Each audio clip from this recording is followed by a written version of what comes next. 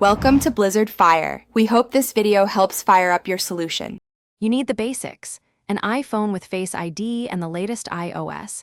Make sure Google Pay is installed and you are signed in. First, open Settings, then Face ID and passcode, and authenticate with your passcode. Once done, toggle on Use Face ID for apps so Google Pay can request permission. Next, open Google Pay and accept any permissions prompts. This links the app to the system Face ID service. Do these steps now to prepare the phone for Gpay Face ID. Now open Google Pay and tap your profile icon to reach Settings. Scroll to Privacy and Security, then choose Authentication. This is where you tell Gpay to use Face ID. Tap the Face ID option. The system will prompt a Face ID scan.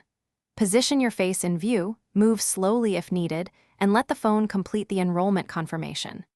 Once confirmed, Google Pay stores the auth permission, so future payments request Face ID. Make sure to test a low-value transaction to verify everything works as expected.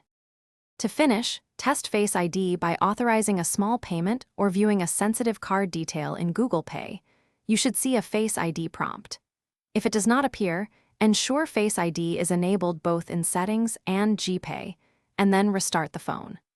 If problems persist, reset Face ID and re-enroll your face, and finally reinstall Google Pay to clear app-level issues. One key troubleshooting tip: clean the true depth camera area. Dirty sensors often cause authentication to fail. Thanks for watching. If you found this helpful, don't forget to like and subscribe.